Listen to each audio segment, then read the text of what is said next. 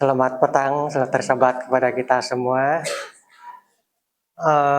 Hari ini saya dibagi pelajaran yang ke-12 dan tajuk pelajaran kita pada petang ini adalah Juru Selamat yang Selalu Hadir. Ada seorang Skotlandia ini, nama dia adalah Peter. Dan pada suatu hari ini dia tersesat di padang rumput di tempat pembuangan sampah. Dan pada masa itu adalah masa malam dan sangat gelap, dia tidak nampak apa-apa. Pas itu dia berjalan, tiba-tiba dia mendengar suatu suara. Peter, dia bilang, siapakah suara tersebut? Suara daripada Tuhan. Saat suara dari surga memanggilnya kembali, Peter berhenti berjalan. Satu langkah sebelum tempat gaung, dan di bawah gaung itu adalah semua batu-batu yang besar. Dia mendengar suara tersebut dan dia terus berhenti. Dan cerita sampai di situ saja. Dan alangkah baiknya siapa di antara kita pernah tiba-tiba mendengar suara daripada Yesus. Dalam bisikan, tiba-tiba ada bisikan berhenti, ataupun tiba-tiba kita marah, terus dia bilang tenang dulu, ataupun berpikir dulu. Padahal kita pernah mendengar begitu, tiba-tiba ataupun betul lah. Bukankah itu adalah sangat indah jika kita masing-masing mendengar Tuhan memanggil nama kita? Bukankah itu akan mengembirakan kita jika dia bisa sebegitu dekatnya dengan kita, bersama-sama dengan dia, bercakap mengenai pengumpulan daripada kehidupan kita dan harapan kita. Pada petang ini ada beberapa poin yang saya akan kongsikan. Ada 6 poin, dan poin yang pertama yang saya akan kongsikan adalah hubungan tanpa batas dengan Yesus. Seperti yang saya cakapkan tadi, kita pikirkan sama ada mana yang kita mau. Adakah kita mau Yesus di depan mata kita, ataupun yang masa sekarang ini adalah Yesus yang kita tidak nampak. Dia sekarang kan berada di surga dan tidak nampak. Kamu rasa mana lagi bagus? Depan mata ataupun seperti sekarang yang tidak nampak? Depan mata. Percaya atau tidak, kita dapat datang lebih dekat kepada Yesus seperti sekarang dari saat jika kita tinggal bersama dengan jika Yesus tinggal bersama-sama dengan kita, seseorang yang kita dapat lihat. Tetapi bayangkan sekarang kalau Yesus adalah di depan mata kita. Seluruh dunia mengetahui bahwa Yesus ada di sini. Apa akan terjadi? Semua orang akan bersesak-sesak bagi jumpa Yesus. Ya, satu orang akan berebut-rebut mau mendekati Yesus, mau melihat Yesus, mau bertanya sesuatu, apa luahan yang kau akan berikan. Dan kemungkinan tidak tahu bila masa kita punya giliran, sebab Yesus satu, tapi seluruh dunia berapa banyak orang. Bila masa kita akan bercakap dengan dia. Tetapi kalau Yesus berada di surga sekarang, masa sekarang, setiap seorang kita boleh bercakap dengan dia, walaupun pada masa sekarang. Harapan Kristus adalah untuk mengolah hubungan pribadi dengan kita masing-masing. Itulah salah satu alasan mengapa ia meninggalkan bumi ini untuk melakukan pelayanan khusus di sorga yang memungkinkan dia untuk datang dekat dengan masing-masing antara kita setiap hari. Saya mau satu orang baca di Matius 28 ayat 20. Janji yang menguatkan apakah yang Yesus berikan saat sebelum ia naik ke sorga. Apa yang Yesus katakan? Matius 28 ayat 20. Dan ajarlah mereka melakukan segala sesuatu yang telah kuperintahkan kepadamu. Dan ketahuilah, aku menyertai kamu senantiasa sampai kepada akhir zaman. Yesus mengatakan, walaupun kita tidak dapat melihat dia pada masa sekarang, tetapi dia bilang, aku menyertai kamu senantiasa sampai akhir zaman.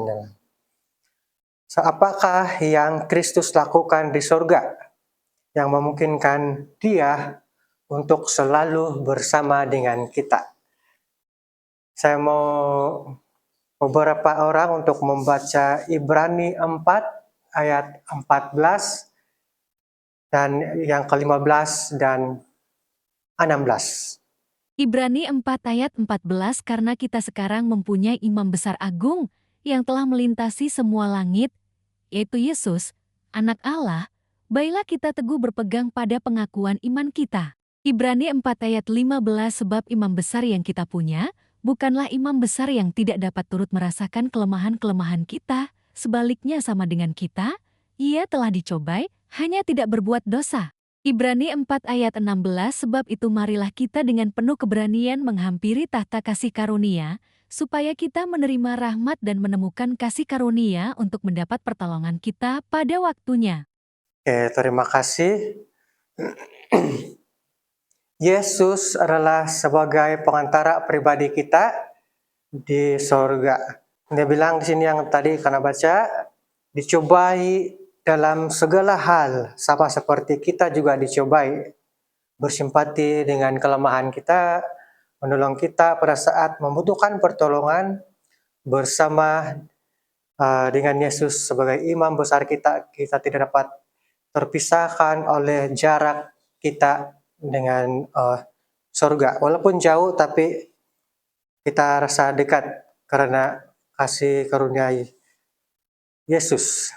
Jadi kita mengetahui bahwa kenapa Tuhan memilih Yesus sebagai pengantara kita, sebab dia juga pernah datang ke dunia ini dan pernah dicobai, cuma dia tidak berdosa kan, pernah dicobai dan dia sudah merasakan semua apa yang kita rasakan. Dan seterusnya, kedudukan apakah yang Yesus tempati di surga? Apakah jawatan Yesus di surga? Ibrani 10 ayat 12. Tetapi ia, yaitu Yesus, setelah mempersembahkan hanya satu korban sahaja karena dosa, ia duduk untuk selama-lamanya di sebelah kanan Tuhan. Apa jawatan Yesus di surga? Dia duduk di sebelah kanan Tuhan, dia bilang. Karena dia sudah datang ke dunia ini dan menebus dosa-dosa kita. Dan Tuhan telah memilih dia sebagai penolong kanan Tuhan. Kristus yang hidup, seorang yang dapat mengerti, adalah perantara pribadi kita pada takhta sebelah kanan Allah. Bagaimanakah kehidupan Yesus menyiapkan dia untuk menjadi imam kita? So, yang ini saya baca. Di Ibrani 2 ayat 17 dan 18. Itulah sebabnya maka dalam segala hal ia harus disamakan dengan saudara-saudaranya. Siapa tuh saudara-saudaranya? Kita semua. Supaya ia menjadi imam besar yang menaruh belas kasihan dan yang setia pada Allah untuk mendamaikan dosa seluruh bangsa. Sebab oleh karena ia sendiri telah menderita karena pencobaan, maka ia dapat menolong mereka yang dicobai. Sebab dia sudah mengalami apa yang kita alami. Jadi dia telah dipilih sebagai penolong kanan Tuhan. Saudara kita yaitu Yesus yang telah merasakan kemanusiaan kita dicobai seperti kita juga dicobai. Sekarang adalah imam besar kita di sebelah kanan Bapa. Dijadikan seperti kita, ia mengetahui apa yang kita sedang alami. Ia pernah merasa lapar, haus, dan dicobai dan kehabisan tenaga. Ia dapat merasakan kebutuhan kita, akan merasa simpati dan pengertian. Tetapi di atas segalanya, Yesus menjadi imam besar kita karena ia telah mati dan menebus dosa kita. Oke, itu poin yang pertama. Dan poin yang kedua adalah kabar baik di dalam perjanjian lama. Saat bangsa Israel berkemah di kaki gunung Sinai, Tuhan telah memerintahkan Musa untuk mendirikan satu Ka'bah yang boleh dipindah-pindah kan untuk berbakti sesuai dengan pola yang ditunjukkan kepada Musa di atas gunung. Setelah itu hampir daripada 500 tahun kemudian Ka'bah itu didirikan sama seperti yang Musa buat, yang boleh dipindah-pindahkan. Dan saat Allah memberikan kepada Musa petunjuk mendirikan Ka'bah, tujuan khusus apakah yang ada dalam rencana Allah. Saya satu orang lagi baca di Keluaran 25 ayat 8. Keluaran 25 ayat ke-8. Dan mereka harus membuat tempat kudus bagiku, supaya aku akan diam di tengga-tengga mereka. Oke, terima kasih. Tuhan menyuruh untuk membuat satu Ka'bah supaya aku akan diam di tengah-tengah mereka. Dosa menyebabkan perpisahan yang tragis antara kita dan Tuhan.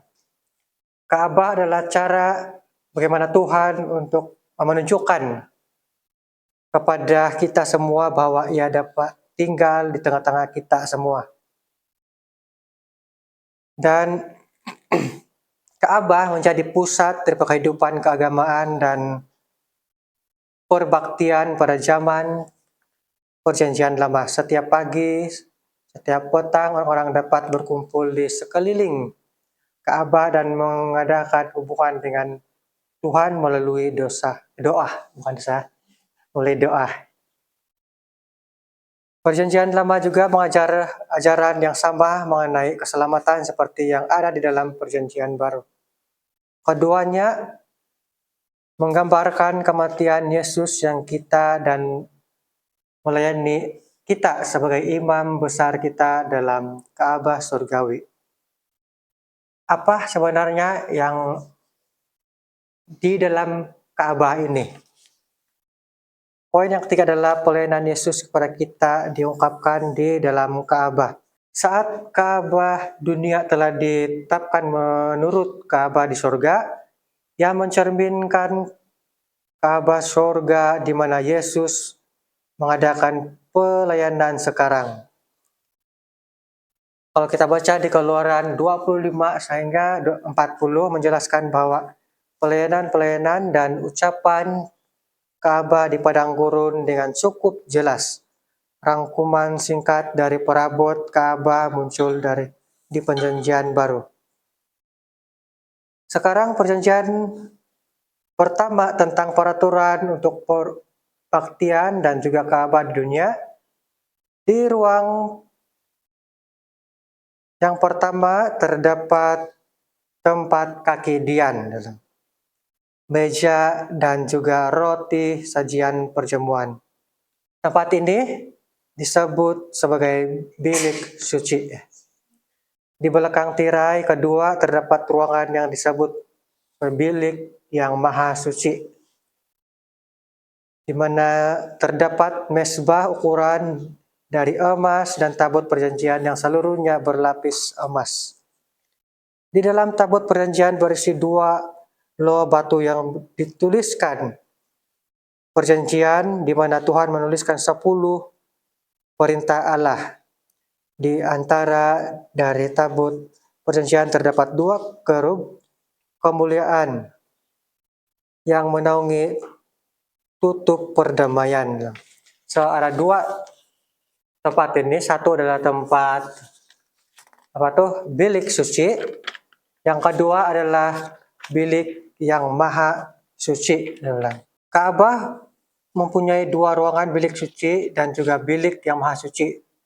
Terdapat halaman yang terbentang di muka Ka'bah. Di halaman tersebut berdiri mesbah tembaga, tempat imam mengadakan korban bakaran dan sebuah cawan yang dipakai untuk mencuci. Korban bakaran yang diberikan di mesbah tembaga itu melambangkan Yesus yang melalui kematian di kayu salib menjadi anak domba Allah yang menghapuskan dosa dunia. Ketika orang berdosa datang ke altar untuk meminta ampunan dengan membawa korban dan mengakui dosanya, dia menerima pengampunan dan pembersihan. Dengan jalan yang sama, orang yang berdosa sekarang meminta pengampunan dan pembersihan melalui darah Yesus. Seperti yang kita tahu bahwa di tempat Ka'bah ini juga adalah sebagai tempat pengampunan dosa. Dan di tempat ini adalah tempat mereka untuk membuat satu korban, dan korban itu mestilah yang sangat tidak cacat celah. Ruang yang kedua, bilik yang maha suci, terdiri daripada tabut perjanjian yang berlapis emas melambangkan takhta Allah. Tirai pembenaran atau takhta kemurahan melambangkan Kristus imam besar perantara kita menjelma mewakili kita umat yang berdosa yang telah melanggar hukum moral Allah. 2 loh batu tempat Tuhan menulis sebuah perintah Allah tersimpan di bawah takhta kemurahan.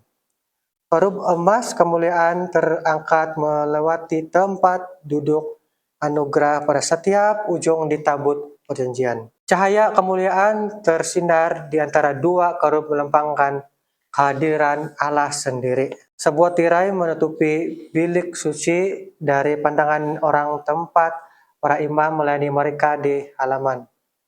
Tirai yang kedua di tempat bilik yang maha suci memisahkan ruangan bagian dalam daripada para imam yang memasuki ruangan pertama Ka'bah. Ketika Yesus mati di kayu salib, apa yang terjadi dengan tirai tersebut? Matius 27 ayat 51. Matius 27 ayat 51 dan lihatlah, tabir bait suci terbelah 2 dari atas sampai ke bawah dan terjadilah gempa bumi dan bukit-bukit batu terbelah. Oke, terima kasih. Di dalam Ka'bah ini ada 2 tempat kan, itu bilik suci dengan bilik yang maha suci. Di antara ini, di bilik maha suci, dia ada 1 tirai. Jadi, selepas Yesus mati di kayu salib, pada saat itu tirai di Ka'bah terbelah menjadi 2 dari atas ke bawah. Jadi bilik yang maha suci dapat dilihat ketika Yesus mati. Setelah Yesus mati, tidak ada tirai yang dapat memisahkan Allah yang suci dengan orang-orang saleh. Yesus imam besar kita mengantar kita ke hadirat Tuhan. Kita mempunyai seorang imam besar sebagai kepala rumah Allah karena itu marilah kita menghadap Allah dengan hati yang tulus, ikhlas, dengan imam yang teguh. Oleh karena hati kita telah dibersihkan dari hati nurani yang jahat dan tubuh kita telah dibasuh dengan air yang murni. Oke, yang keempat adalah sebuah wahyu tentang kematian Yesus untuk menyelamatkan kita. Apa ceritanya mengenai Yesus yang mati untuk menyelamatkan kita? Sama seperti Ka'bah di bumi dibuat sebagai tiruan yang kecil, seperti Ka'bah di sorga. Tetapi di tempat Yesus yang sedang melayani kita sekarang adalah pelayanan yang dilaksanakan pada Ka'bah yang ada di bumi adalah suatu gambaran ataupun bayangan apa yang di sorga. So Ka'bah di sini dengan di sorga lebih kurang sama. Tetapi perbedaannya adalah para imam yang melayani di Ka'bah bumi tidak dapat mengampuni dosa, tetapi di kayu salib Yesus hanya satu kali saja menyatakan dirinya pada akhir zaman untuk menghapuskan dosa oleh pengorbanannya. Ka'bah yang di bumi dalam seperti yang kita dengar ataupun cerita, kebanyakan orang akan datang dulu ada satu Ka'bah yang dibuat oleh Musa. Sampai sekarang masih ada kan? Masih ada. Dan kebanyakan orang yang mau dosanya diampuni. Dan mau namanya ditulis di sorga. Orang akan datang ke sana untuk datang ke sana walaupun beribu-ribu berjuta duit digunakan untuk datang ke sana, datang ke Ka'bah itu untuk meminta pengampunan, dan mereka rasa lepas datang ke sana dosa mereka akan diampuni. Tetapi di sini mengatakan bahwa itu hanya adalah gambaran ataupun bayangan. Sebenarnya di mana-mana pun kita pergi, Tuhan sentiasa mengampuni kita. Tidak semestinya datang ke sana. Di dalam perlayanan harian, para imam memberikan korban perorangan, dan seluruh umat ketika seorang berbuat dosa, dia harus membawa binatang yang tidak tersesat sebagai korban persembahan, meletakkan tangannya ke atas korban penghapus dosa, dan menyembelih korban itu di tempat korban bakaran. Kesalahan dari orang yang berdosa harus dipindahkan kepada korban bakaran, dan dengan cara mengakui dosanya dan menaruh tangannya di atas kepala korban itu, yang melambangkan Kristus menebus dosa kita di Bukit Golgota. Darahnya tertumpah karena korban bakaran tersebut, menunjuk langsung kepada hukuman yang maha tinggi, bahwa Kristus menderita di kayu salib. Poin yang kelima adalah kenapa harus darah. Tanpa pertumpahan darah tidak ada pengampunan. Apa yang terjadi di dalam Ka'bah di Perjanjian Lama adalah menggambarkan secara langsung suatu perbuatan menyelamatkan yang besar daripada Yesus mati untuk dosa kita. Kita telah masuk satu kali untuk selama-lamanya ke dalam tempat yang kudus dengan membawa darahnya sendiri. Dan dengan itu dia telah mendapat kelepasan yang kekal. Sebelum Yesus mati, di tempat Ka'bah mereka akan membawa korban bakaran sebagai pengampunan dosa. Tetapi selepas Yesus datang ke dunia dan mati untuk menebus semua dosa kita, kita tidak perlu lagi suatu korban bakaran untuk kita mengampuni, sebab kita sudah diampuni oleh Yesus Kristus, sudah datang untuk mati untuk kita. Saat Yesus menumpahkan darahnya di kayu salib, Ia menawarkan hidup ketaatannya yang sempurna sebagai ganti dari kegagalan kita. Saat Bapa dan Anak terpisah dari Bukit Golgota, Allah Bapa berbalik dengan kesedihan yang mendalam, dan Anak mati dengan hati yang hancur. Allah Anak menempatkan dirinya di dalam sebuah di dalam sejarah untuk mengambil bagi dirinya sendiri hasil sepenuhnya dari dosa dan untuk menunjukkan bagaimana tragisnya perbuatan yang salah itu sebenarnya. Dia lalu mendapat mengampuni orang yang berdosa tanpa meremehkan dosa tersebut. Kristus membuat perdamaian oleh darahnya yang tertumpah di kayu salib. Poin yang terakhir sudah, sebuah wahyu tentang kehidupan Yesus untuk menyelamatkan kita. Apa yang Yesus setiap hari lakukan di dalam Ka'bah sorga. Sebab Yesus, kita sudah tahu bahwa Yesus sudah dipilih oleh Tuhan sebagai penolong kanannya dan sebagai pengantara antara kita dengan Tuhan. Di Ibrani 7 ayat 25 mengatakan, karena itu ia pun sanggup untuk menyelamatkan secara sempurna semua orang yang datang kepada Allah melalui dia, karena dia selalu hidup untuk menjadi pengantara bagi mereka ataupun bagi kita semua. Yesus sekarang hidup untuk memberikan darahnya, pengorbanannya mewakili kita. Dia sekarang bekerja keras untuk menyelamatkan setiap orang yang daripada tragedi dosa yang kita lakukan sekarang. Dan beberapa orang secara salah menilai bahwa sebagai pengantara kita, Yesus di sorga memohon kepada Allah untuk enggan memaafkan kita, untuk mengampuni kita.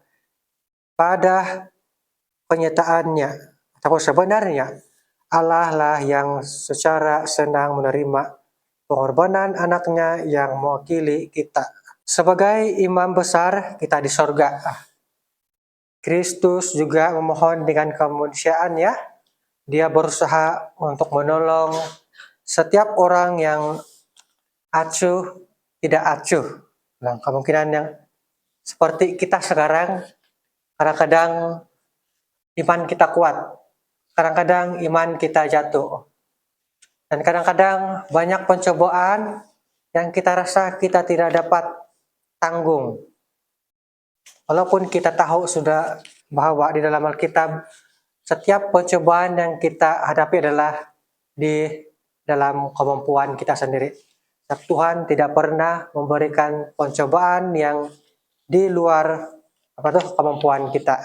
Dia berusaha menolong orang yang acuh tidak acuh untuk melihat sekali lagi kepada anugerah, untuk menolong orang yang berdosa, yang berputus asa meraih kembali harapan dalam kabar kesukaan, dan untuk menolong orang yang percaya menemukan lebih banyak kekayaan daripada firman Tuhan dan lebih banyak kekuatan daripada doa.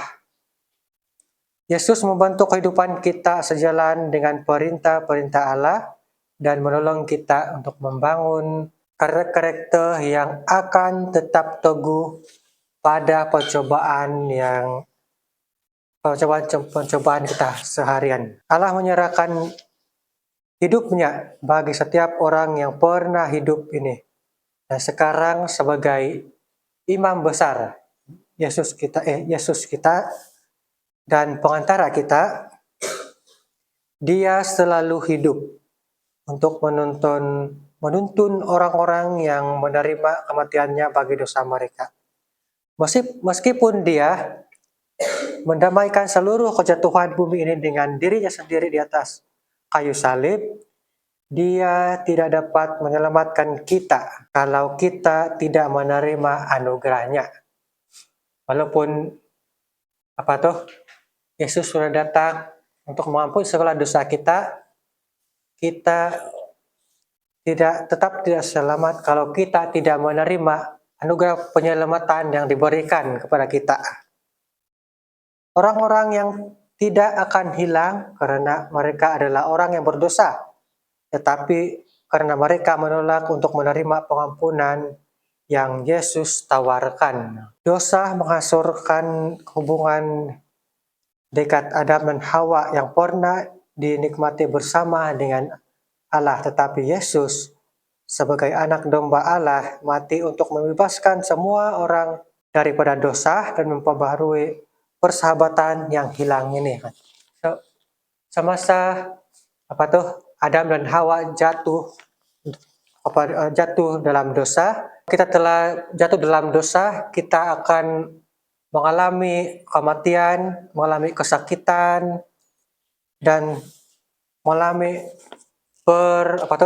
percelah belahan antara sesama kita sendiri. Tetapi disebabkan belas kasihan daripada Tuhan, Dia telah mengirimkan Yesus untuk memberikan peluang kepada kita untuk mengampuni dosa kita, supaya kita sekali lagi layak untuk dipanggil sebagai anak-anak Tuhan, dan juga layak sekali lagi untuk merasai di bagaimana di tempat sorga. Kematian Yesus adalah sesuatu yang sama sekali unik. Pelayanan surgawi Kristus tidak dapat dibandingkan. Hanya Kristus yang membawa Allah dekat di samping kita. Hanya Kristus yang membuat semuanya mungkin agar Roh Allah dapat berdiam di dalam hati kita. Dia mengosongkan dirinya dengan maksud agar kita dapat dipenuhinya. Dia berhak mendapatkan pengakuan yang sama daripada kita.